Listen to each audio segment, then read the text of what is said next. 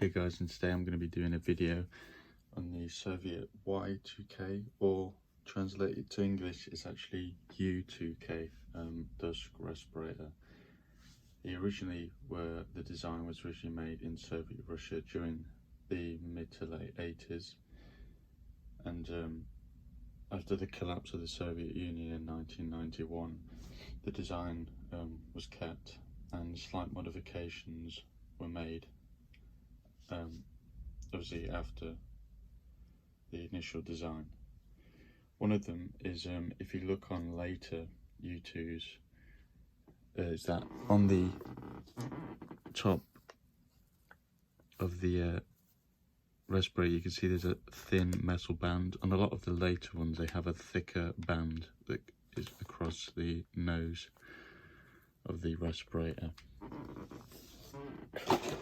And you might be wondering why there is a cap on the mannequin head with the respirator, but it's because there is a new mini-series that came out not so long ago by HBO called Chernobyl, and in the mini-series you see not only the liquidators but the officials, members like of the committee, miners wearing the cap.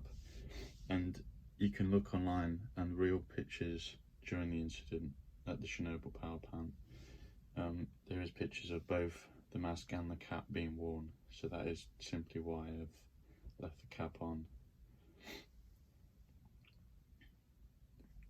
The mask itself is quite well made, because this is meant to be a disposable respirator, meaning that it's meant to be used 1 or 2 times before it's thrown away.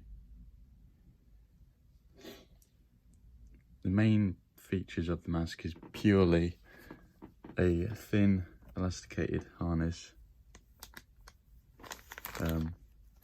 See the piece itself, which is made of a very strange foam material. A exhale valve at the front, as you can see there,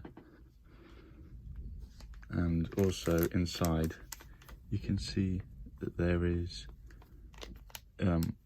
2 inhale valves on the side, as you can see, and the inside of the mask is actually coated in this plastic, which is a good idea to help prevent the mask from being damaged and the inner layers of the filter from being damaged by sweat, humidity, and obviously some saliva whilst wearing the mask, which is a good idea.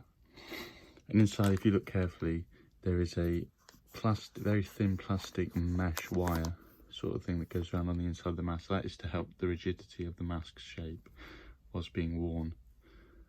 Like I said, there isn't really much to talk about this mask. It's like I said, it's simply just a dust mask that was made very famous, if you'd like to say, during the Chernobyl nuclear cleanup. One thing I will like to say is on some of the masks, especially these later ones, you can see that there isn't really any markings on the mask itself. Like I said, there isn't really much markings on it except for the strap. As you can see here, the strap.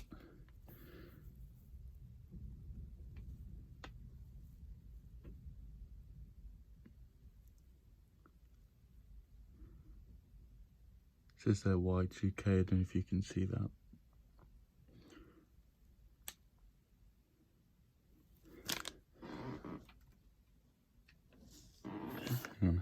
Yeah, it says there Y2K.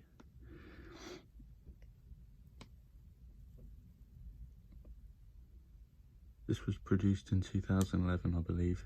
There's some Russian Cyrillic right there. But like I said, there isn't really, like I said, much to this mask. It's just simply a very interesting piece of history from the Soviet Union, I suppose you could say, because of, obviously, like I said, the involvement of the respirator in the Chernobyl cleanup.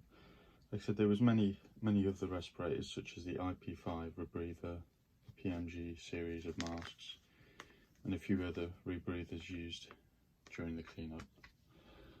But like I said, there isn't really much to talk about this mask, other than it being, like I said, you can buy these still today for fairly cheap, and to be fair, for what they cost is a very good price, to be honest, for what it is. So yeah, I'd say they're very good masks. Like I said, unfortunately there isn't much history about them, but like I said, they're just basic dust masks used primarily for industrial use, but eventually saw their way into military use, especially at the Chernobyl nuclear incident in 1986. But yeah, I'd also like to make I also like to say that this is one of the first reviews I've done on this channel. We'll be maybe slightly changing a few things, but as I said, I have a few other masks videos to come very soon, and yeah, I hope you enjoy it. Cheers for watching.